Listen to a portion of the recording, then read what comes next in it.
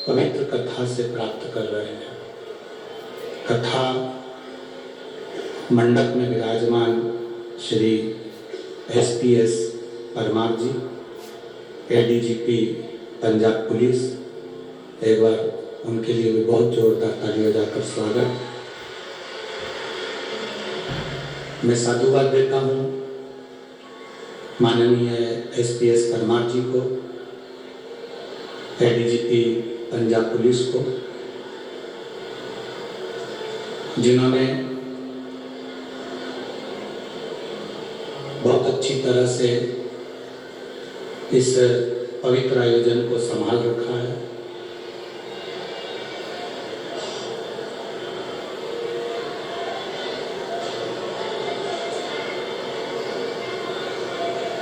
शिव कृपा, भगवान शंकर की उदारता, करुणा। LED चालू करिए, LED वाले LED चालू करें। शिव की उदारता, शिव की करुणा,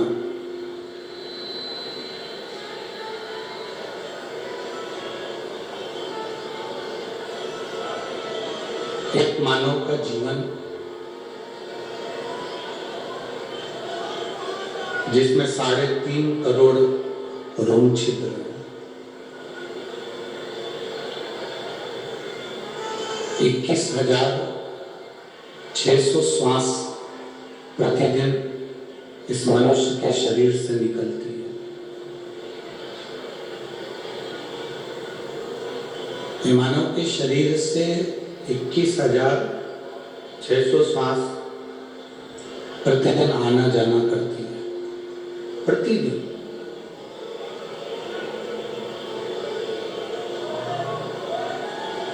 अब जरा विचार करिएगा, 3.5 करोड़ रोम छिद्र भगवान ने हमको दिए और 3.5 करोड़ रोम छिद्र को परमात्मा ने क्यों दिया?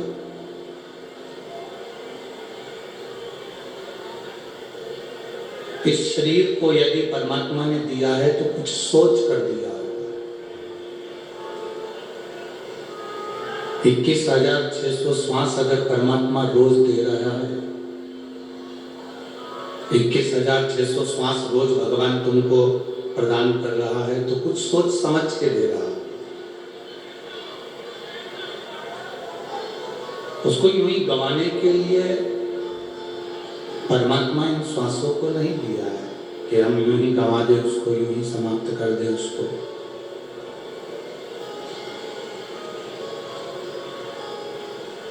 वो एक लाइन हम लोग बोलते हैं ना कि श्वास गिन गिन के तुझको मिलत है, ये लौटाने के काबिल नहीं। ये जो 21,600 श्वास जो हमको मिल रही है, 21,600 श्वास जो हमें प्राप्त हो रही है, उसका एक एक हिसाब उस परमात्मा के पास में, उस ईश्वर के पास में है। ये जो 3.5 करोड़ रोम छिद्र इस मनुष्य के शरीर में है, इसका हिसाब उस परमात्मा के पास में है।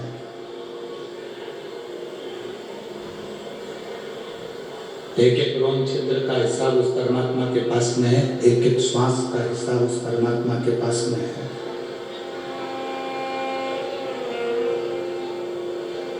किसी को ये लगता है कि हमने पुण्य करा तो भगवान के पास में, उनके खाते में लिखा है। आवाज ठीक नहीं है बिल्कुल। हमने पुण्य करा तो परमात्मा के खाते में लिखा है। LED चालू करिए, LED वाले LED पर ध्यान दें।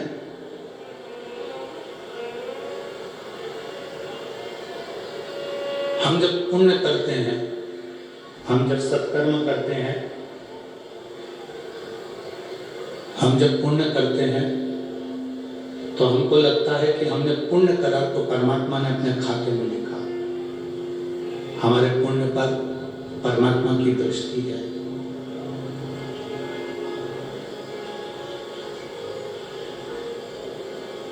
पर जब हम पाप करते हैं, बेकार काम करते हैं, तो हमको लगता है कि वो परमात्मा ने हमारा काम देखा ही नहीं। शिव महापुराण की कथा कहती है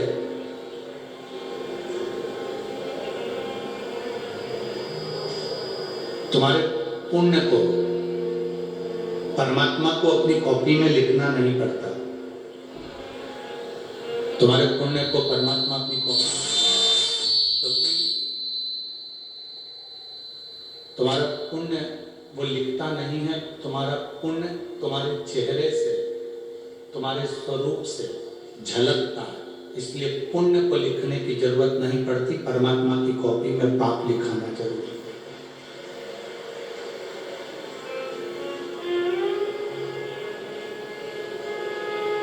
जैसे हम सहज भाषा में कहें कि क्रीम की जो चमक होती है, क्रीम की चमक कुछ महीने की होती है, क्रीम की चमक कुछ दिन की होती है। पर शिव महापुराण की कथा कहती है जब हमारा कर्म अच्छा होता है तो क्रीम की चमक भले कुछ दिन की हो, पर अच्छे कर्म की चमक मरते दम तक रहती है, आखिरी तक रहती है, अंतिम बिंदु तक। इसीलिए बार बार आप लोगों से कहा जाता है कि मत बुरे कर्म कर बंदे, वरना पछताएगा। भगवान की आंखों से तू बच नहीं पाएगा, तू बच नहीं पाएगा। अरे ओ अज्ञानी मत करना नानी, तेरे कर्म का फल भी तू ही पाएगा। जैसा किया तूने तेरे आगे आएगा। मत बुरे कर्म कर बंदे, वरना पछताएगा। भगवान की आंखों से तू बच नहीं पाएगा, तू बच नहीं पाएगा। क्रीम की चमक थोड़े दिन की है, पर अच्छे कर्म की चमक तुम्हारे मरते दम तक है।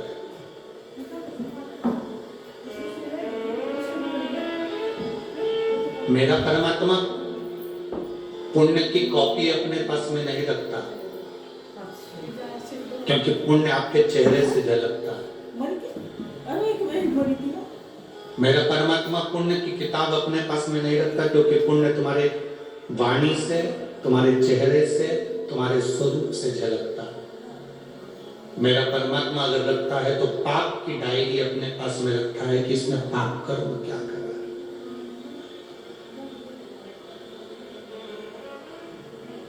अगर ये मानव की देह मिली, मनुष्य का शरीर मिला, ये मानव का स्वरूप अगर हमें प्राप्त हुआ है, तो शिव महापुराण की कथा कहती है कुछ अच्छा ऐसा कर जा।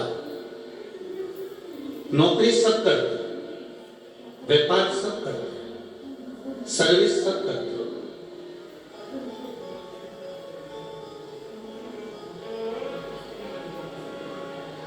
नौकरी सब कर रहे हैं, व्यापार सब कर रहे हैं, सर्विस सब कर रहे हैं, काम धंधा सब कर रहे हैं, सब लगे हैं कहीं ना कहीं किसी ना किसी रूप में।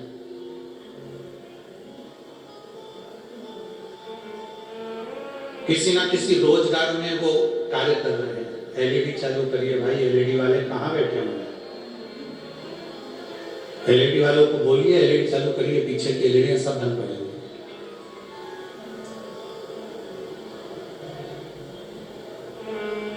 महाराज, ऐसा कोई व्यक्ति नहीं जो अपने कर्म में तल्लीन है।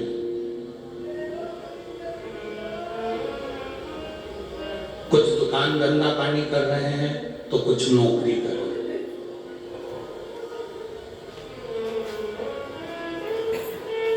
कुछ सब्जी का ठेला भी लगा रहे हैं, कुछ व्यापार भी कर रहे हैं।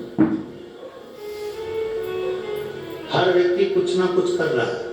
कोई नौकरी कर रहा है, कोई व्यापार कर रहा है। जो नहीं कर रहा है वो दूसरे की टांग खींच रहा है। कर जरूर रहा है।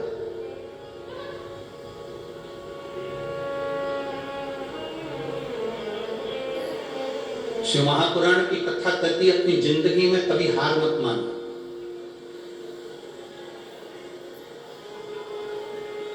अपने जीवन में कभी हार मत मानो। शिव महापुराण की कथा कहती है कि जिसने जीते जी मरते दम के पहले भी हार मान ली तो समझ लो कि वो जीते जी ही मर गया। जो हार नहीं मानता वो अपनी जीत कर ही बताता।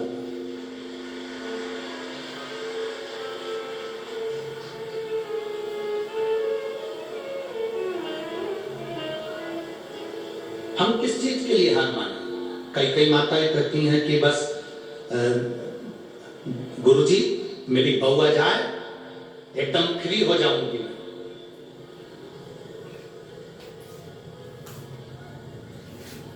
तुम किसी गुरुजी के पास जाकर ये मत कहो कि मेरी बहू आ जाए और मैं एकदम फ्री हो जाऊंगी, बल्कि ये कहो कि मेरी बहू आ जाए और भगवान ऐसा कृपा करना कि मैं अच्छी व्यस्त रहूं। फ्री रहूंगी तो बीमार पड़ जाऊंगी, व्यस्त रहूंगी तो मस्त रहूंगी। तो मुझे इतना व्यस्त रखना कि मैं फ्री ना रहूं।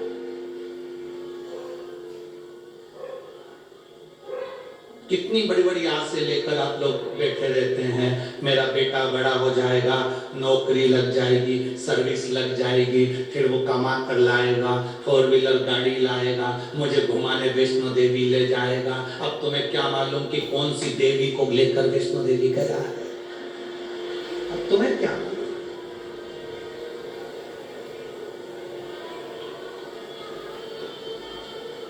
कितनी बड़ी बड़ी आस आप लोग जोड़कर बैठे हो। मेरी बहू आ जाएगी, मुझे गरम गरम भोजन देगी, गरम गरम खाना देगी। अब वो गरम गरम खाना दे रही कि डंडे दे रही, अब ये तो वो ही जाने जिसकी आए, जिसकी आए वो जाने।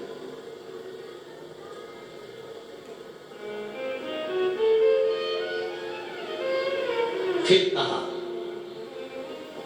गुरुजी मेरी बहू का लड़का हो जाए और मेरी बहू का लड़का हो गया, मेरा नाती पंक्ति आ गया, फिर मैं सोने की सीढ़ी पर चढ़ जाऊंगी। कौन सी सीढ़ी पे चढ़ रही है? जम के बोलो जरा, जम के। सोने की सीढ़ी पर। क्रिकेट के ग्राउंड की इस कथा में 4 सीढ़ी ऊपर नहीं चढ़ पा रही वो स्टेडियम की, और क्या के सोने की सीढ़ी चढ़ेगी? जरा विचार करिए। 4 सीढ़ी चढ़ने में 50 बार सोची, मां बैठूं,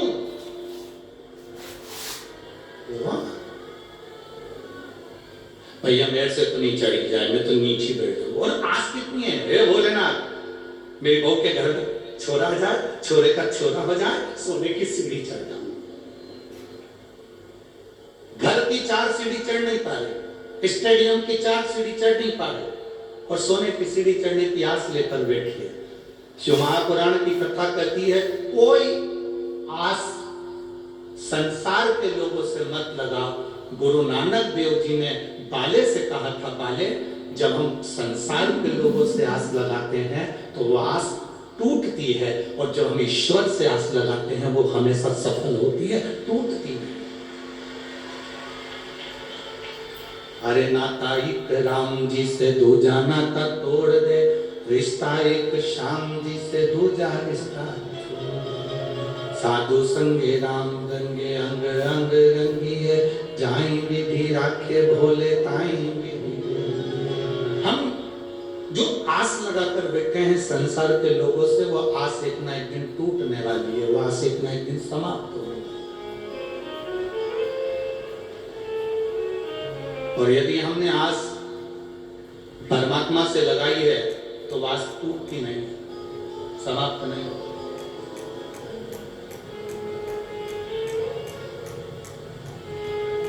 ये बड़ी विडंबना है इस चीज के लिए।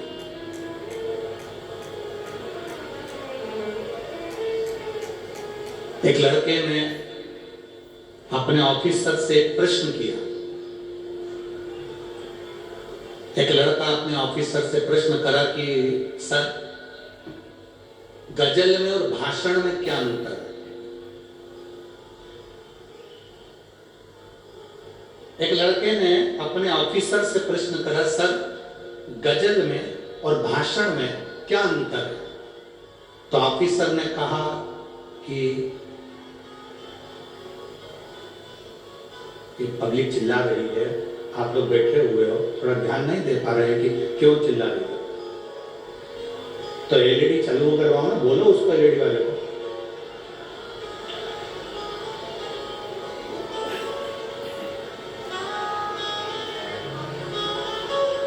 एलईडी वाला नहीं है।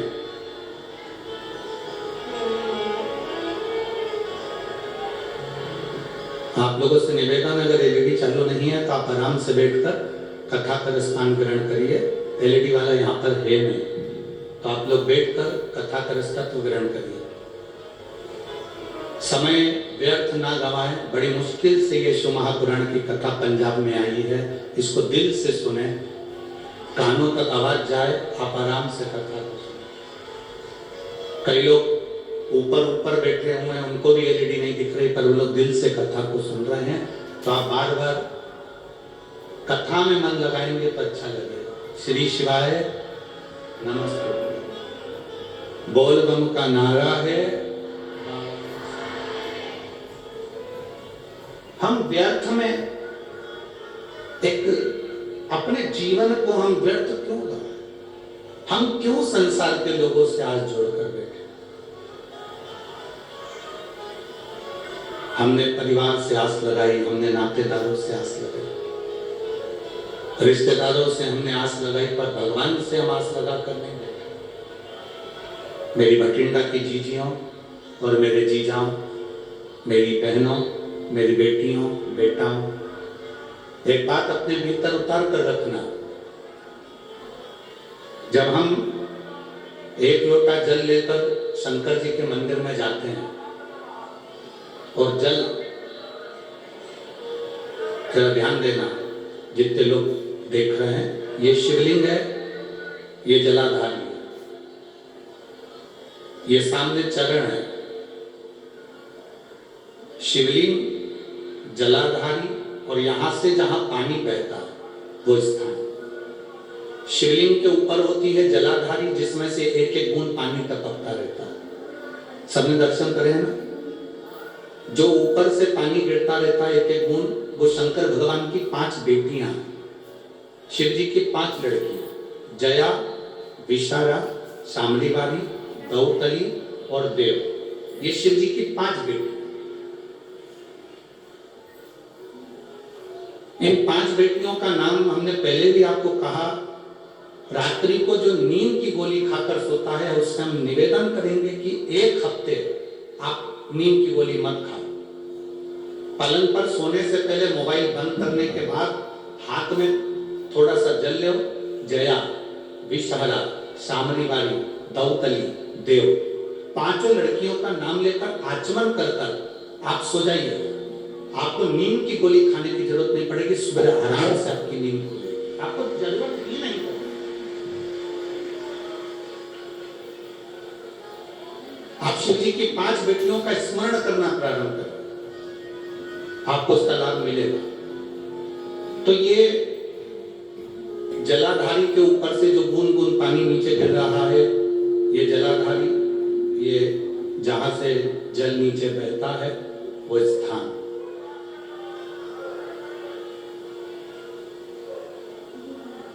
जिस व्यक्ति ने अपनी जीवन काल में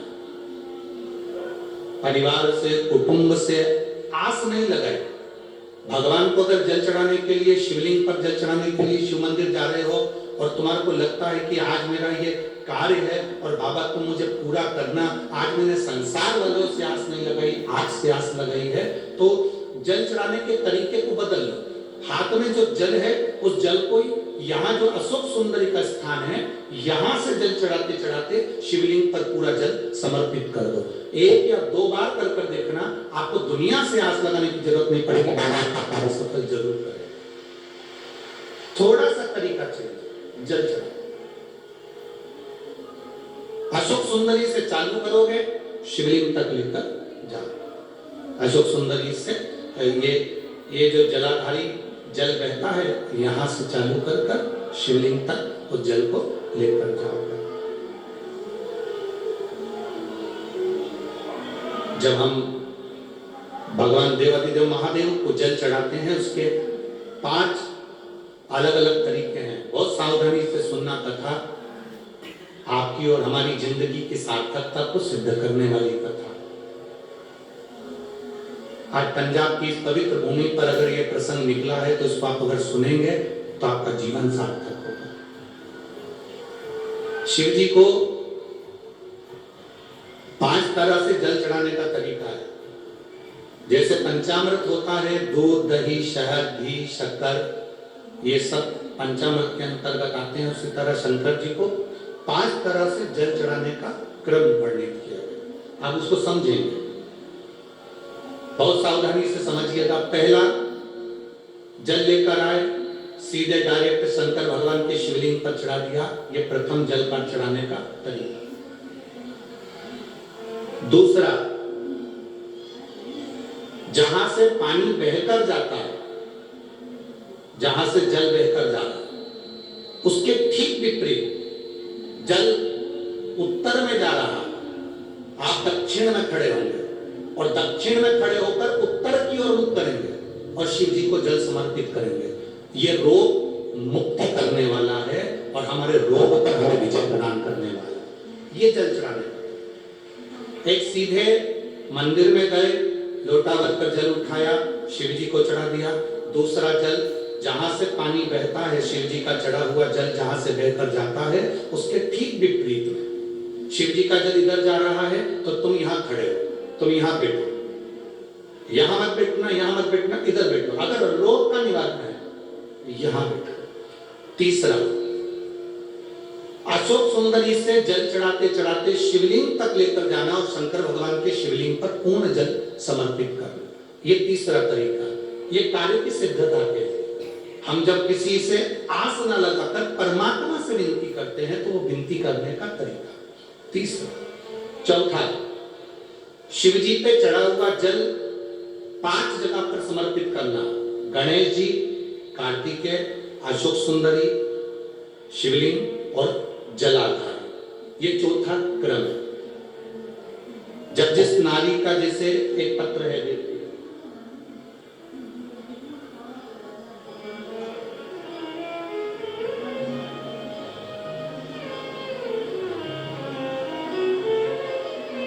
मेरा नाम मोनिका है, मेरे पति का नाम संजय सिंह है। मैं दिल्ली स्वरूप नगर की निवासी हूँ। कहीं बैठी हूँ तो हाथ हिला सकती हैं। अगर कहीं बैठी हूँ तो हाथ हिला सकती हैं। मेरा नाम मोनिका है, मेरे पति का नाम संजय सिंह है। मैं दिल्ली स्वरूप नगर की निवासी हूँ। मेरा फोन नंबर ये है। कहीं बैठी हैं? अच्छा, सीढ़ी पर। ठीक है, आप हाथ हिला दीजिए। श्री शिवाय नमस्ते। ठीक है, कैमरे वालों को दिख गया है ना? ठीक है। भोले बाबा की कृपा का मैं क्या वर्णन करूं गुरुदेव। आप जो जल चढ़ाने का तरीका वर्णित करते हो, अगर उसको नियम से धारण करने वाला व्यक्ति होता है तो बाबा सुनता जरूर है। गुरुदेव, 2013 में मेरी शादी हुई, मुझे संतान का सुख नहीं हुआ। 10 साल हो गए, औलाद नहीं हुई। दिल्ली का एक हॉस्पिटल जिसको हम दिखा सकते थे, अच्छे से अच्छा डॉक्टर जिससे हम जांच करा सकते थे, उसके अनुसार हमारे को संतान का सुख नहीं था। आयुर्वेदिक डॉक्टर, अंग्रेजी दवाई, होम्योपैथिक सब कराया, IVF भी कराया। तो भी संतान का सुख नहीं आया। आखिरी में डॉक्टर ने कह दिया इधर उधर मत भटको, तुम्हें संतान नहीं होगी। जिसने जहां कहा वहां पर भी गए, गोदी भरवाई, झोली भरवाई, पर संतान नहीं आई। गुरुदेव मेरे बाबा की कृपा किसको कहते हैं? आपने बेलपत्री के वृक्ष के नीचे जल चढ़ाना, उसमें से जल बचाकर शिव जी को समर्पित करना, सफेद आंकड़े की जड़ का प्रयोग करना, ये बताया था। और मेरे बाबा की कृपा से मेरा गर्भ ठेरा, मेरे बाबा ने मुझे आज 10 साल के बाद औलाद दी है। मैं उसको यहाँ प्रणाम कराने के लिए लेकर आई हूँ, उसको नमन कराने के लिए। बच्चा लाए हैं क्या साथ में? बाबू को लाए हैं क्या? नहीं लाए? ठीक है, मैं प्रणाम करने के लिए लाई हूँ। गुरुदेव बाबा बाबा बैठिए बैठिए। शिव तत्व, एक जल चढ़ाने का तरीका, शिव जी को हम जो जल चढ़ाते हैं उसका एक तरीका भी हमारी जिंदगी में अगर हमने उसको स्मरण में रख लिया तो हमारे कार्य की सिद्धता को सिद्ध कर देगा, हमें सफलता की ओर लेकर चलेगा। सीधे जल चढ़ाना, दक्षिण में बैठकर उत्तर की ओर मुख कर कर जल चढ़ाना, अशोक सुंदरी से लेकर शिवलिंग तक जल चढ़ाना, 5 स्थान पर गणेश, कार्तिकेय, अशोक सुंदरी, जलाधारी, शिवलिंग पर जल चढ़ाना 5 स्थान पर। ये चौथे नंबर का। और 5वां जल समर्पित करना,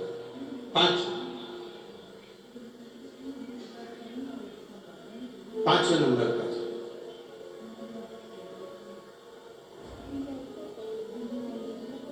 शिव जी को 5वें नंबर का जो जल आता है, जो जलाधारी है, ऊपर जिसमें पानी भरा रहता है और नीचे एक बूंद टपकता रहता है, जलाधारी में जल समर्पित कर कर उसी जल को बचाकर अशोक सुंदरी वाली जगह पर थोड़ा सा चढ़ाकर उसी में से जल शिवलिंग पर जब हम समर्पित करते हैं तो हम जिस कार्य के लिए जा रहे हैं वो कार्य सफल होता ही है। ये 5वां नंबर का जल समर्पित। एक पत्र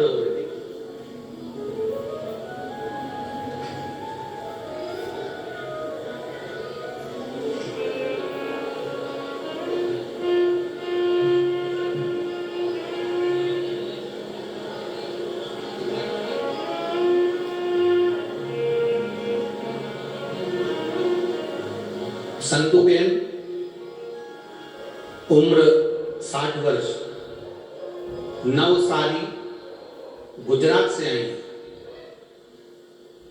कहीं बैठी हो तो हाथ हिला सकती है। संधुबेन, उम्र 60 वर्ष, नवसारी, गुजरात की रहने वाली है। कहीं बैठी हो तो हाथ हिला सकती है। देख कहीं क्या कहीं बैठी है? अच्छा ठीक है, हाथ हिलाओ दीदी एक बार। हाँ ठीक है ठीक है, ऐसे हाथ हिला दो। श्री शिवाय नमस्ते। ठीक है, मैं गुजरात की निवासी हूँ गुरुदेव। 2014 में मुझे कैंसर हुआ था। तब मैंने गुजरात के अच्छे अस्पताल से अपना इलाज करवाया। कीमो रेडिएशन के बाद ऑपरेशन करवाना पड़ा। 7 साल के बाद फिर वापिस मुझे कैंसर हो गया। दूसरी बार कैंसर हुआ, फिर वापिस दर्द चालू हुआ, वैसा के वैसे कीमो चालू हुआ, फिर वापिस ऑपरेशन कराया। इस बीच मेरी रिश्तेदार ने, जब हमने दूसरी बार कैंसर होने पर ऑपरेशन करवाया, उसके बाद मेरे रिश्तेदार मिलने के लिए आए। उन्होंने कहा टीवी पर शिव महापुराण की कथा आती है, आप उसको सुनना प्रारंभ करो।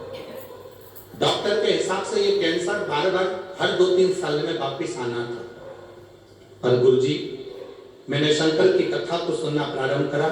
शिव जी पे चढ़ा हुआ 1 लोटा जल चढ़ाकर पीना प्रारंभ करा। बाबा की कृपा से मेरा स्वास्थ्य ठीक हुआ। पर गुरुदेव,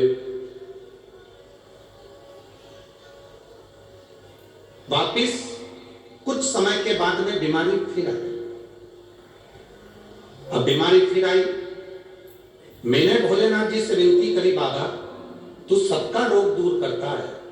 सियोर वाला महाराज कहता है कि जो शंकर जी पे चढ़ा हुआ जल पीता है, बेलपत्र खाता है, उसके दुख दूर हो जाते हैं।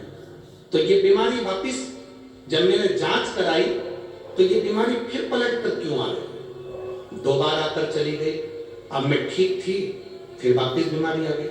गुरुदेव, ये यहाँ आने के 10 दिन पहले की बात बता रही हूँ, मुझे वापिस कैंसर बताया। 10 दिन पहले मुझे कैंसर बताया। मैंने बाबा से कहा, बाबा ये बीमारी कैसे पलट कर आ गई, जब तो मैं बेलपत्र भी खा रही हूँ और जल भी पी रही हूँ। मेरा विश्वास नहीं माना और मैंने फिर बाबा के मंदिर में जाकर बाबा को अशोक सुंदरी वाले स्थान पर जल चढ़ाकर शिव जी को जल चढ़ाया और थोड़ा सा जल बचाकर बेलपत्र को चढ़ाया, थोड़ा सा जल नंदी को समर्पित करा, चारों जगह का जल लेकर आचमन करा। आचमन करने के बाद मैंने वापिस दूसरी बार जांच कराने के लिए हॉस्पिटल में मेरे परिवार वाले लेकर गए। तो मैं बाबा को कहकर गई, अगर मुझे कैंसर अब नहीं होगा और अच्छी हो जाऊंगी तो जहां कथा अभी हो रही होगी वहीं पर जाऊंगी। बाबा ने ऐसी कृपा करी, मेरी रिपोर्ट मेल आ गई, इसलिए मैं बाबा को प्रणाम करने के लिए यहाँ आई। बैठिए रहे। श्री शिवाय नमस्ते। शिव तत्व ओघड़ी है शिव। 5 स्थान, 5 तरह का जल चढ़ाने का समर्पण। अब आपको बोलना है, हमें सुनना है। पहला स्थान डायरेक्ट आए, बोलो जम के कहां चढ़ाया, शिव जी पर।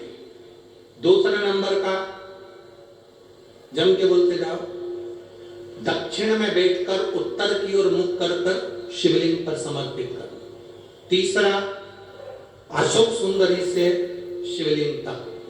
चौथा 5 स्थान गणेश, कार्तिकेय, अशोक सुंदरी, जलाधारी और शिव, मतलब पार्वती और शिव, इनको समझना। और 5वें नंबर का स्थान जम के बोलो, ऊपर जो जलाधारी है उससे शंकर भगवान के शिवलिंग तक।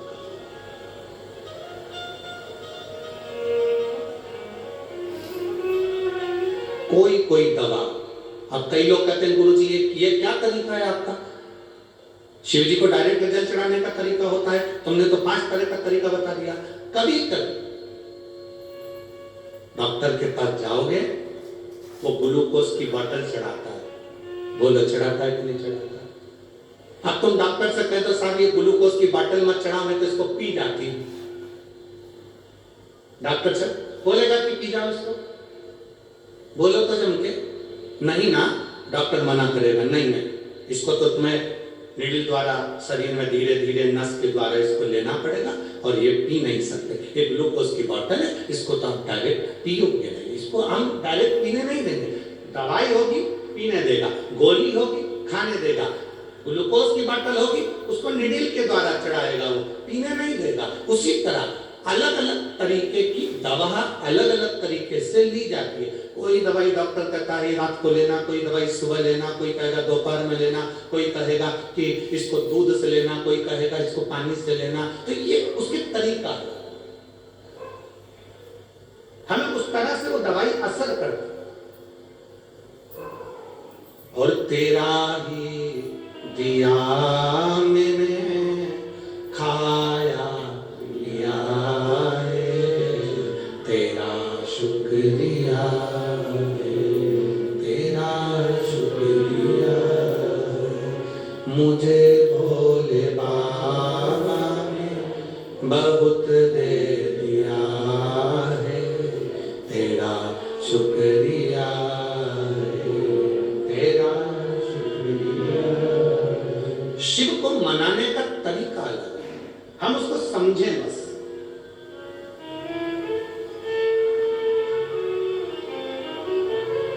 मिलेगा जरूर, कोई ज्यादा घूम कर गया है, कोई नजदीक से गया, मिलेगा।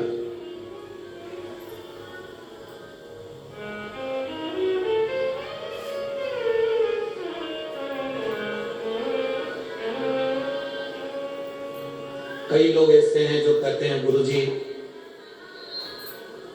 हम शंकर जी को नहीं मानते, हम राम जी को मानते हैं। ठीक है, कोई कहता है हम कृष्ण भगवान को मानते हैं, ठीक है। कोई कहता है हम गुरु नानक देव जी को मानते हैं, ठीक है। कोई कहता है हम दत्त को मानते हैं, ठीक है। कोई कहता है हमारी विट्ठल को मानते हैं, ठीक है। तुम चाहे गुलाब जामुन खा लो, चाहे जलेबी खा लो, चाहे रसगुल्ला खा लो, खाने के बाद जाएगा कहाँ? बोलो बोलो, जम के बोलो। चाहे तुम राम कहो, चाहे तुम श्याम कहो, चाहे गुरु नानक देव कहो, चाहे तुम हरि विट्ठल कहो, चाहे तुम शिव कहो, अंत में जीव जाना वहीं पर है। वही मार्ग लगे, किस मार्ग से जाओ, आप किस मार्ग से पहुंचो।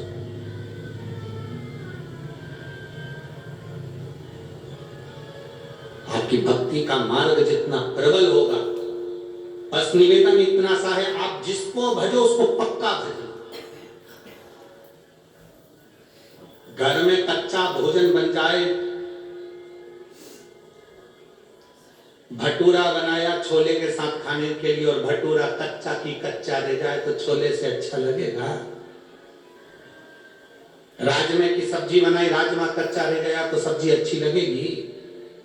चने की सब्जी बनाई, चना कच्चा रह गया तो अच्छी लगेगी? मक्का की रोटी बनाई, मक्का की रोटी कच्ची रह जाए तो अच्छी लगेगी?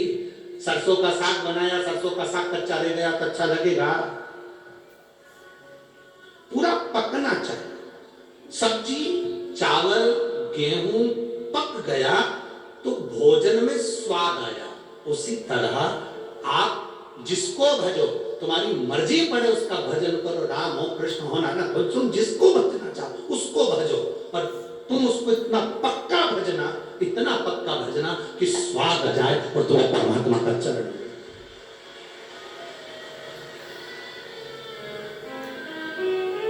शंभु शरणे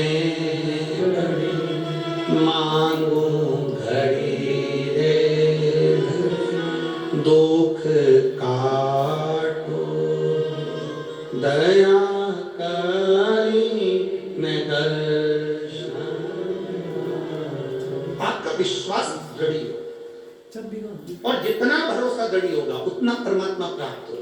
जितनी दृढ़ता,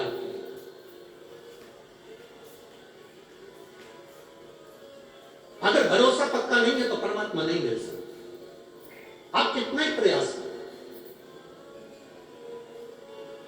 यदि परमात्मा के प्रति एक विश्वास दृढ़ मिलेगा। एक व्यक्ति ने प्रवचन में सुना कि जब कोई गिरता है तो उसको भगवान अपनी गोदी में झेल लेता है। जब कोई गिरता है उसको भगवान अपनी गोदी में झेल लेता है, उसको भगवान अपनी गोदी में उठा लेता है। उसने सुना और विचार करा कि गुरुजी प्रवचन में कह रहे थे जब कोई गिरता है तो उसको भगवान झेलता है, गोदी में उठा लेता है। उसने कहा आज मैं गिर के देखता। सामने कुआं था और वो कुएं पे चढ़ गया, कूदने वाला था कुएं के अंदर कि मैं भी तो देखूं भगवान मुझे झेलता है कि नहीं झेलता, उठाता है कि नहीं उठाता। कुएं में कूदने वाला,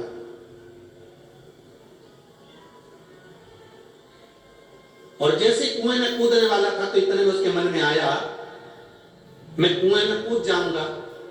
पंडित जी ने तो प्रवचन में कहा है कि भगवान झेलता है, और अगर मैं कुएं में गिर गया और भगवान मुझे झेलने नहीं आया तो पंडित जी का क्या जाएगा, अपन निपट जाएंगे। पंडित जी का जाएगा क्या? पंडित जी ने तो प्रवचन में कह दिया कि भगवान गोदी में झेलता है, कोई गिरता है। अब पंडित जी ने यह थोड़ी ना कहा था कि जान करके कुएं में गिर। पंडित जी बोले थे क्या कि जान करके कुएं में गिरना? पंडित जी ने कहा था जब कोई गिरता है भगवान उसको झेलता है। तो उसने कहा चलो मैं कुएं में गिर के देख लेता हूं। और उसने सोचा अगर मैं कुएं में गिरूंगा और भगवान मुझे झेलने नहीं आया, भगवान मुझे उठाने नहीं आया तो फिर मैं तो मर जाऊंगा, पंडित जी का क्या जाएगा। एक काम करता हूं, मैं कुएं में गिर भी जाऊं और बच भी जाऊं। अगर भगवान नहीं आया तो मैं बच भी जाऊं। तो उसका एक साधन है, अपने पांव को रस्सी से बांधता हूं, कुएं में लटक जाता। अब पांव को उसने रस्सी में बांधा, कुएं पेड़ से से रस्सी को बांधा और कुएं में गिर गए। भगवान उसको झेलने के लिए नहीं आए, भोलेनाथ उसको लेने के लिए नहीं आए, परमात्मा उसको लेने नहीं आए, परमात्मा उसको लेने के लिए नहीं आए। अब 5 दिन निकल गए, वो उल्टा के उल्टा ही लटका। वहीं से एक व्यक्ति निकल कर जा रहा था, उसने देखा कोई बेचारा कुएं में लटका हुआ है, इसको निकाल दूं, तो निकालने लगा। उसने कहा नहीं नहीं नहीं, मुझको मत निकालना। मैंने प्रवचन में सुना है, पंडित जी कह रहे थे जब कोई गिरता है तो भगवान उसको गोदी में झेलता है। तो वो जो व्यक्ति था उसने पूछा तेरे पंडित जी ने ऐसा किसने बताया है? उसने कहा ऐसा ही बताया। तो उसने सोचा मैं भी गिर के देख लेता हूँ, भगवान मुझे भी झेलेगा। अब उसके पास रस्सी नहीं थी, बड़ के पेड़ की बट वृक्ष की डालियां तोड़कर लाया, उसको एक दूसरे से बांधा और पेड़ की डालियों से उसने पांव बांधा और कुएं में कूद गया, लटका। अब रस्सी तो मजबूत थी, रस्सी तो मजबूत थी, ढीले कम करो, रस्सी मजबूत थी। तो वो पहले वाला जो रस्सी से बंधा हुआ था वो तो उसमें नहीं गिरा, पर जिसके पेड़ की डालियां बंधी हुई थी, पेड़ की डालियों से बंधा हुआ था, डालियां टूटने लगी और वो व्यक्ति नीचे गिरने लगा। जैसे ही गिरने लगा उस समय पर भोलेनाथ ने आकर उसको गोदी में झेल लिया, परमात्मा ने आकर।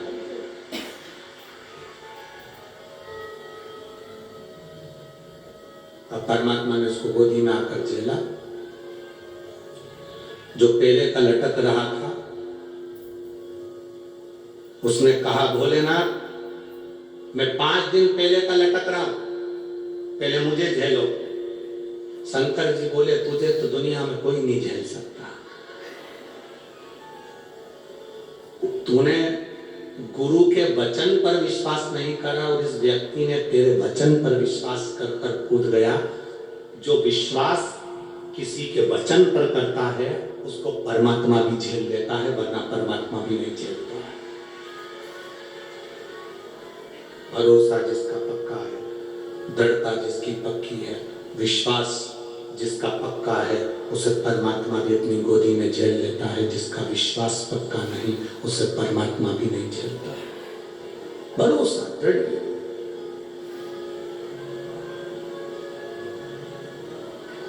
दृढ़ भरोसा। हम परमात्मा पर, इस बहन ने, गुजरात से आई हुई इस बहन ने लिख दिया कि मैं नहीं जानती, मैंने बेलपत्र खाया है, बाबा आवाज ठीक करो, मैंने बेलपत्र खाई है, मैंने शिव जी पे चढ़ा हुआ जल पिया, मैंने शंकर भगवान का गुणगान किया, तो ये मेरा भरोसा करता है कि मुझे वापिस कैंसर नहीं आ सकता। उसने लिखा और पत्र में लिख रही मैं अपनी रिपोर्ट लेकर आई। एक दृढ़ता भीतर होना चाहिए, एक पत्र और है, देखिए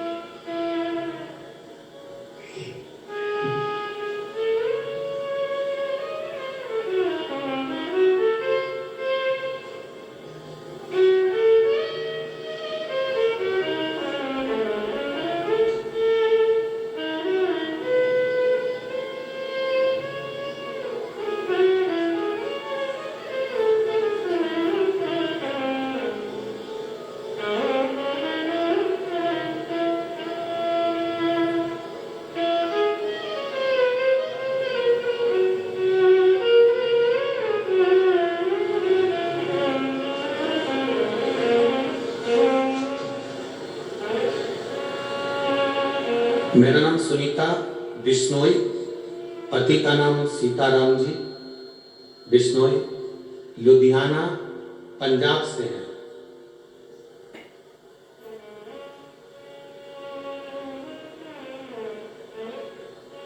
कहीं बैठे हैं क्या?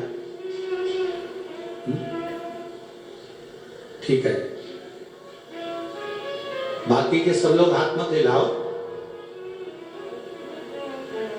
जिनका नाम लिया जा रहा है केवल वही हाथ हिला। सुनीता बिश्नोई जी, हाथ हिलाइए एक बार। हाँ ठीक है, दिख है। मेरे पति का नाम सीताराम जी बिश्नोई, हम लुधियाना पंजाब से आए हैं, मेरा मोबाइल नंबर ये है। मैं वर्णन करना चाहती हूँ एक लोटे जल का, शिव जी पे चढ़ी हुई बेलपत्र का। मेरी माँ की किडनी पूरी तरह से डैमेज हो गई थी, 2 महीने तक खाना नहीं खाया, किडनी पूरी तरह से बेकार हो चुकी। तब हमने शिव जी पे चढ़ा हुआ जल देना उनको चालू करा। सीहोर गए, वहां से रुद्राक्ष लाए, कंकर शंकर की पूजन करी, वहां से रुद्राक्ष लेकर आए, उसको तांबे के कलश में गलाया, शिव जी को चढ़ाया, उस पानी को देना चालू करा। आज हम बाबा को प्रणाम करने के लिए आए हैं। डॉक्टर के हिसाब से डायलिसिस चालू होना था और कुछ ही दिन में डायलिसिस का क्रम चालू हो गया था, पर मेरे बाबा ने मेरी माता को ठीक कर दिया। इसलिए हम लोग लुधियाना से यहाँ प्रणाम करने के लिए आए हैं। मेरे माता की किडनी वापस काम करना प्रारंभ करेगी। ये शिव तत्व है। ओ घड़ी शंभु, बैठिए बहन।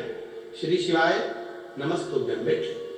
शिव तत्व एक हमारा विश्वास जब जागृत होता है, जब हमारा भरोसा दृढ़ होता है, तो परमात्मा हमारे करीब में होता है। परमात्मा हमारे पास कब तक नहीं आता, जब तक हमारा भरोसा दृढ़ नहीं होता।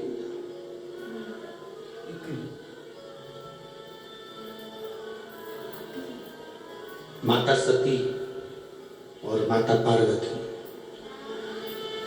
माता सती और माता पार्वती, ये दोनों की कथा अगर आप ध्यान से सुनेंगे, स्मरण में लेंगे, तो माता सती और माता पार्वती की कथा अगर ध्यान से स्मरण में लेंगे तो आपके स्मरण में आएगा कि जितना विश्वास माता पार्वती जी ने शिवजी पर करा, उतना विश्वास माता सती नहीं कर पाई।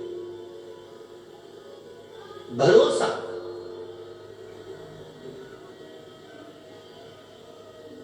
अगर सती मैया विश्वास कर लेती ना, तो माता सती को जलकर भस्म नहीं होना पड़ता। अगर सती मैया विश्वास कर लेती तो सती माता के प्राण नहीं जाते। सती मैया ने शिव जी के वचन पर विश्वास नहीं करा, और पार्वती जी ने जितना जितना भोलेनाथ जी बोले हैं, उतना उतना उनका भरोसा पक्का हुआ। जितना बोला, आप आए हो शिव महापुराण की कथा में, लाखों की संख्या में पहुंचे हो। पूरे स्टेडियम में कहीं जगह नहीं है। जितने अंदर बैठे उससे ज्यादा स्टेडियम के बाहर हैं लोग, दुकानों के अंदर बैठे हैं, होटलों पर बैठे हैं, गाड़ियों में बैठे हैं। जितने स्टेडियम के अंदर है, इससे ज्यादा रोडों पर ढेर खड़े हुए हैं लोग। क्यों आए हो आप लोग? एक विश्वास के लिए कि हम भगवान देवाधिदेव महादेव की कथा को श्रवण करने के लिए जा रहे हैं, और ये हमारा भरोसा कहता है, ये हमारा विश्वास कहता है, ये हमारी दृढ़ता कहती है कि मैं भगवान शिव की कथा तक गई हूं ना, तो एक ना एक दिन मेरी दुख की घड़ी में मेरा महादेव भी मेरे पास खड़ा है। ये विश्वास आपके भीतर जागृत हो, ये भरोसा आपके भीतर जागृत हो गया, और ये विश्वास, ये दृढ़ता, ये भरोसा, ये मूल है सबसे।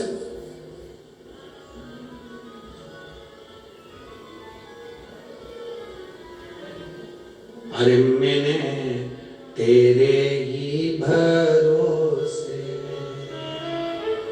ओ बाबा तेरे ही भरोसे, हवा बिच उड़ती जावांगी, बाबा डोर हर तो छड़ी नामे कटी जावांगी, बोले मैं तेरी शंभो मैं तेरी पदम, हवा बिच उड़ती जावांगी, बाबा डोर हत्तो छड़ी नामे कटी जावांगी, भोले मैं तेरी पदम।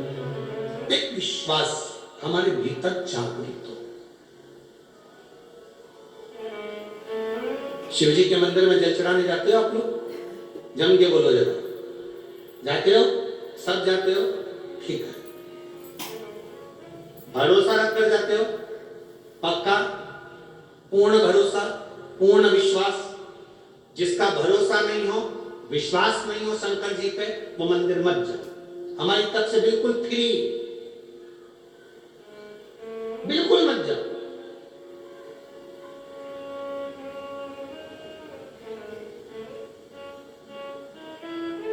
आज एक लड़का कह रहा था, गुरुजी हम बड़े दुखी हैं। हमने पूछा काय को दुखी हो? हम बेरोजगार हैं। हमने कहा जिनके पास रोजगार है वो सुखी हैं, हम बेरोजगार हैं इसलिए दुखी हैं। हमने कहा सबसे ज्यादा सुखी तुम हो, एक जगह बंधे नहीं हो, तुम्हारा मन पड़े वो काम कर सकते हो और आगे बढ़ सकते हो। एक जगह बंधे नहीं हो। नौकरी करने वाला एक जगह बंधा होता है, दुकान करने वाला एक जगह बंधा होता है। बेरोजगार व्यक्ति बंधा नहीं है, उसके मन में आए वो दिल से जो काम करेगा उससे सफल होगा। अपने आप का रोना मत करो कि मैं बेरोजगार हूं, नहीं, बल्कि आप में वो बल होना चाहिए कि मैं बेरोजगार भले हूं और मुझ में वो बल है कि मैं स्वतंत्र हूं। नौकरी वाला नौकरी में बंधा है, दुकान वाला दुकान में बंधा है, शोरूम वाला शोरूम में बंधा है। तुम बेरोजगार हो ना, तुम स्वतंत्र हो। स्वतंत्र हो तो तुम्हारा मन पड़े वो काम तुम कर सकते हो। बस तुम्हारे काम में तुम्हारी लगन होना चाहिए, तुम्हारी मेहनत होना चाहिए और तुम्हारा कर्म प्रबल होना चाहिए। तुम सक्सेस हो जाओ, सफल हो जाओ। हमेशा एक बात का रोना लेकर बैठ जाते, हम बेरोजगार हैं, बेरोजगार हैं। अरे तो क्या रोना, मेहनत करो, 50 काम कर सकते हो, एक जगह बंधे हुए नहीं, 50 काम कर सकते हो। आप भी स्वतंत्र हैं। जितने लोग आस्था चैनल पर कथा सुन रहे हैं, जितने फेसबुक यूट्यूब पर कथा सुन रहे हैं, जितने भटिंडा की पवित्र भूमि पर, पंजाब की धरा पर, भूमि पर इस कथा को सुन रहे हैं, स्वतंत्र हो। आपका विश्वास अंदर से दृढ़ है तो आप शंकर के मंदिर जाइए। आपका विश्वास दृढ़ है तो शिव जी को एक लोटा जल चढ़ाइए। विश्वास नहीं है बिल्कुल मत जाओ। तुम्हारा विश्वास ही नहीं तो परमात्मा मिलेगा कैसे? 4 दिन चलेगा, फिर बाद में कहा हमने तो गीत गुरु जी के कहने पर करा था पर हमें तो कोई फायदा नहीं हुआ। जिनको हुआ उनके पर्चे ढेर सारे पड़े हुए, उनके पत्र ढेर सारे पड़े। विश्वास जागृत होना चाहिए, भरोसा। मानो तो मैं गंगा मां हूं, ना मानो तो बहता पानी।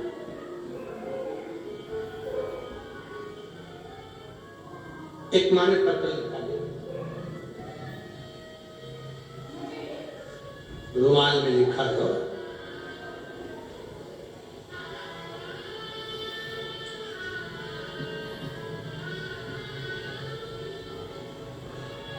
भावना सोनी में गजसिंहपुर मंडी जिला श्री गंगानगर राजस्थान से आई। कहीं बैठी हो तो हाथ हिला सकते हैं। अगर कहीं बैठी हो, मेरा नाम भावना सोनी, मैं गजसिंहपुर मंडी जिला श्री गंगानगर राजस्थान से आई। मैं वर्णन करना चाहती हूँ गुरुदेव, मेरे यहाँ संतान नहीं थी कई सालों से, औलाद का सुख नहीं था मुझे। मेरा विश्वास भगवान पे से उठ गया था। आपकी कथा टीवी पर आती थी तो मैं आपको भी हल्के में लेती थी। अब बताओ इतने भारी व्यक्ति को हल्के में ले रही।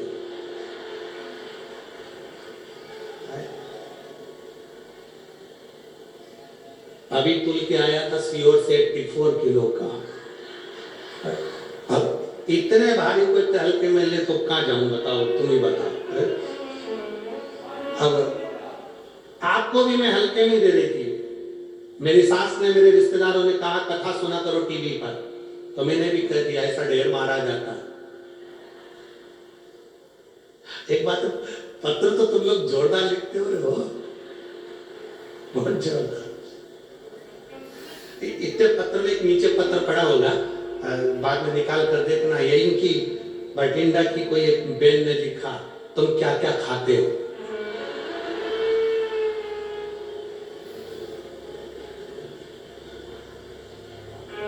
अब उसको क्या बताए, तुम्हारे प्राण खा रहे, मंदिर जाओ, मंदिर जाओ, मंदिर जाओ। क्या क्या खाते हो?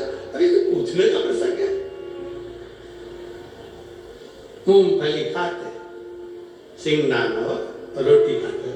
अरे मेरा भगवान पर से विश्वास उठ गया था। सबने कहा कथा सुनो, तो मैंने भी कह दिया टीवी पे कथा सुनने से कोई बच्चे होते हैं। अरे गुरुजी, और गजब, मैंने पहली बार शंकर जी के मंदिर में पांव रखा और जल चढ़ाना प्रारंभ करा। पहली बार शिव मंदिर में पांव रखा, जल चढ़ाना प्रारंभ करा और बाबा से कहा अगर तू सही में उस ईश्वर वाले की सुनता है और तुझे अपने आप पर भरोसा कराना है तो मुझे औलाद दे दे। अभी डराने गई थी कि जल चढ़ाने गई थी? तू मुझे औलाद दे। आप गुरुजी देखो, सही में शंकर जी है। मैंने जल चढ़ाना प्रारंभ करा, सफेद आंकड़े की जड़ बांधी। एक बार जड़ बांधी, नहीं हुआ। अब तो क्या करूं मैं? मेरी सास ने कहा एक बार फिर बांध। मैंने वो जड़ खोल के दूसरी बांधी और अब की बार भोलेनाथ जी से कहा बाबा तुझे संभालना है। बाबा ने ऐसी कृपा करी गुरुदेव, बाबा की कृपा से मेरे घर में पुत्र रत्न की प्राप्ति हुई है। मैंने बेटे का नाम शिवाय सोनी रखा है।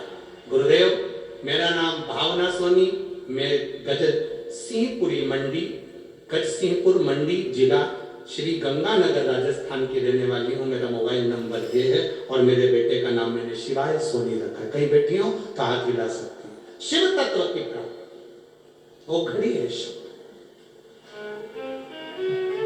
बोल बम का नारा है, विश्वास हो तो मंदिर जा, जा और नहीं हो तो मत जा। इसने विश्वास तो करा, इतना सबने कहा, तब जाकर एक बार तो मंदिर गई, भले झगड़ा करके आई भोलेनाथ जी से, पर गई तो सही।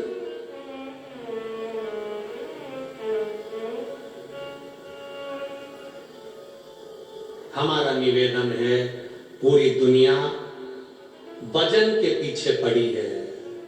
जिसका वजन ज्यादा हो गया वो कम कर रहे हैं, जिसका कम हो गया वो ज्यादा कर रहे हैं। हमारा निवेदन है वजन कम ज्यादा हो सकता है, कभी कभी भजन भी कम ज्यादा करते रहा करो तो जीवन सार्थक हो। वजन अपनी जगह, एक विश्वास के साथ परमात्मा के मंदिर जाएंगे, एक विश्वास के साथ भगवान के दरवाजे पर जाएंगे। सती मैया ने भरोसा नहीं करा भगवान शंकर के वचन पर, पार्वती जी भरोसा कर ली पूरा, सती मैया भरोसा नहीं करी। भगवान शंकर ने सती से कहा ये मेरे इष्ट देव हैं जिनकी मैं कथा सुनकर आ रहा हूं। सती मैया को भरोसा नहीं हुआ, भगवान अपनी पत्नी के लिए रो रहा है। रामचरितमानस में लिखा, रामायण में वर्णन है, कुंभज ऋषि के यहां से कथा सुनकर भगवान शंकर आ रहे थे। कुंभज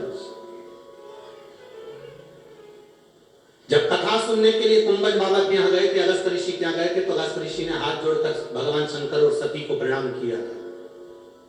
सती मैया को लगा कि कथा वाचने वाला हमको प्रणाम कर रहा है। सती मैया को यह नहीं मालूम कि कथा वाचने वाला कथा सुनने वाले को प्रणाम करता है। हम भी यहाँ आते हैं तो आपके हाथ जोड़ते हैं। बोलो जोड़ते कि नहीं जोड़ते? आपके हाथ जोड़ते क्यों? क्योंकि तुम सुनने वाले हो, हम वाचने वाले हैं। कथा वाचने वाले से बड़ा होता है कथा सुनने वाला। कथा वाचने वाले से बड़ा होता है कथा सुनने वाला, क्योंकि आप कथा सुनने के लिए आए हो, कथा श्रवण करने के लिए आए हो। और वाचने वाला और सुनने वाले में बहुत अंतर होता है।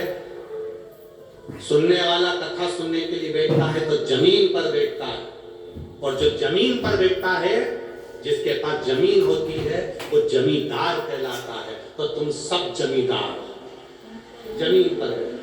कथा वाचने वाला एक चौकी पर बैठता है, जमीन पर बैठे तो जमींदार कहला, चौकी पर बैठे तो चौकीदार। अब जमींदार बड़ा कि चौकीदार बड़ा? बोलो बोलो, जम के बोलो जरा। जमींदार, जमींदार की मर्जी पड़ी, बैठा तो बैठा, नहीं तो चल दिया। चौकीदार कहां जाएगा? बैठे। जमींदार की मर्जी, बैठा जब तक बैठा, नहीं तो जेब में से निकाल के। और जैसे महाराज जी ने भजन गाया, और जैसे महाराज जी ने कहा हार हार, जमींदार है ना, मर्जी है।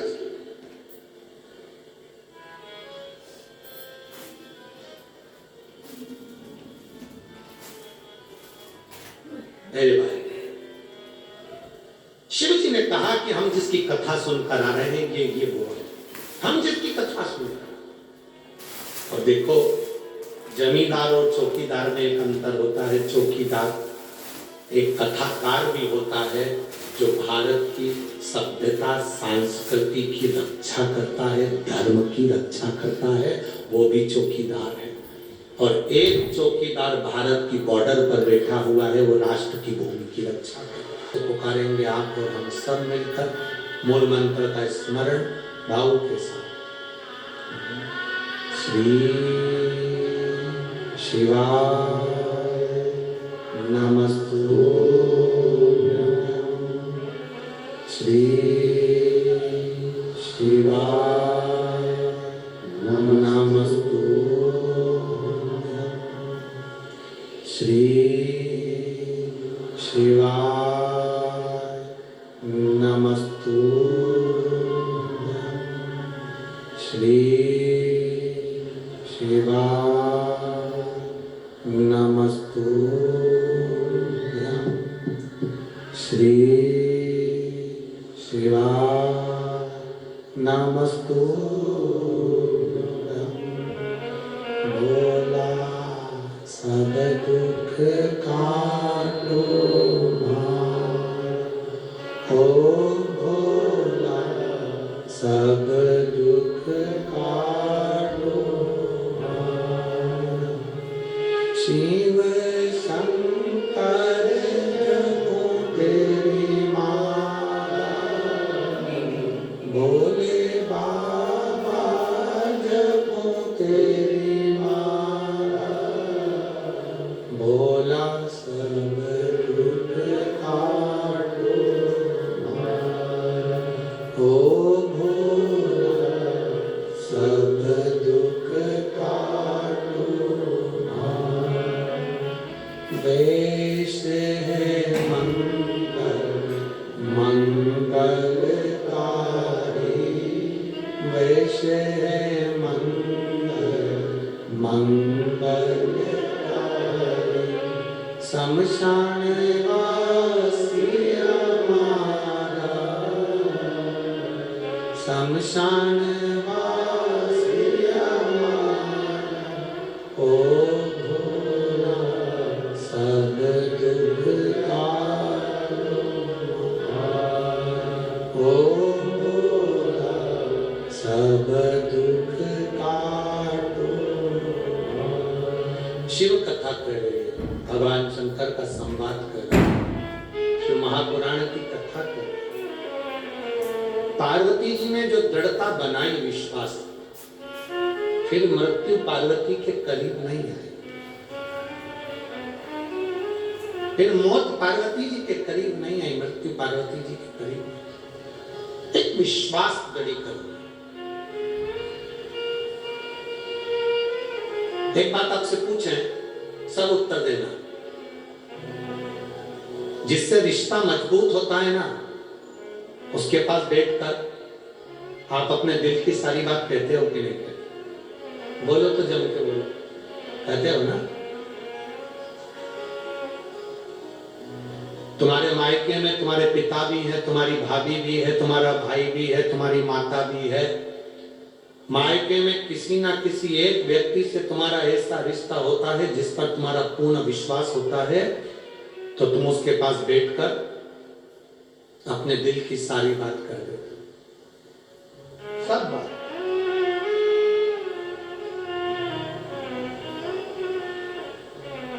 तुम्हारे ससुराल में कोई व्यक्ति से ऐसा रिश्ता रहता है जिससे तुम अपने दिल की सारी बात कर देते हो। अपने मोहल्ले में, अपने परिवार में, अपने कुटुंब में कोई रिश्ता ऐसा होता है जिससे आप अपने दिल की सारी बात कर देते हो, सारी बात। हमारा एक निवेदन भटिंडा की इस पवित्र भूमि से आप सबसे, जैसा रिश्ता आप किसी एक व्यक्ति से बनाते हो और अपने दिल की पूरी बात उनसे कह देते हो, ऐसा रिश्ता मेरे महादेव से एक बार बना लो और तुम्हारे दिल की बात सारी महादेव से कर। अपने दिल की बात तुम शिव से कहो। तारकासुर उपद्रव मचा रहा बहुत।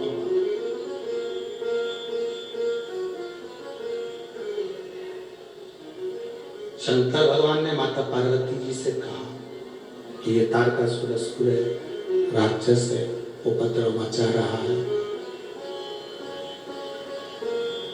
और बहुत उपद्रव ये मचा रहा है। हमें तारकासुर ने वर मांगा था कि मैं मरूं तो शंकर जी के पुत्र के द्वारा, ये वर मांगा। और तथास्तु ब्रह्मा जी ने कहा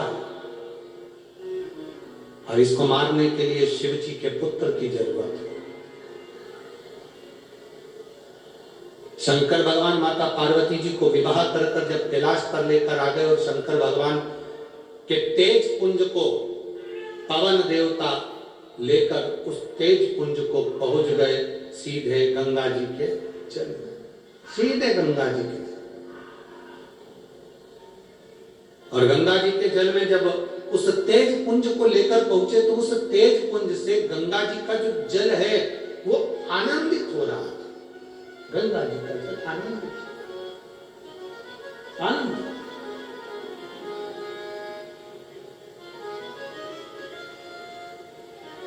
जब देखा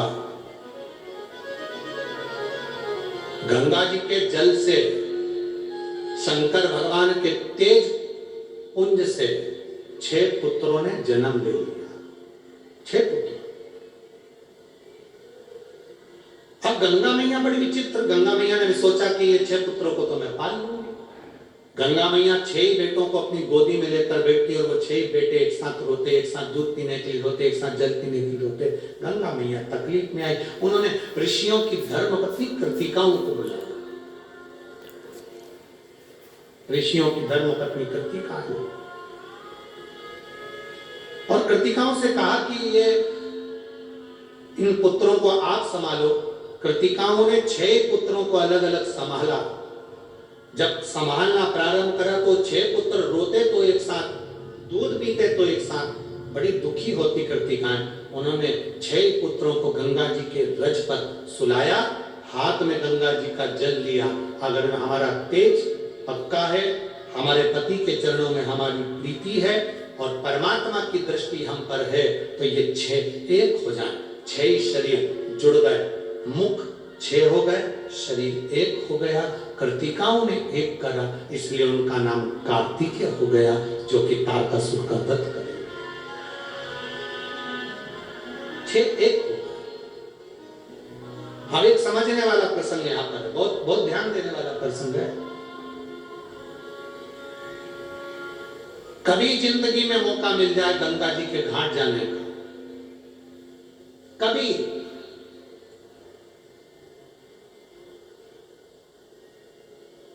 जीवन में कभी एक मौका मिल जाए गंगा जी के घाट जाने का,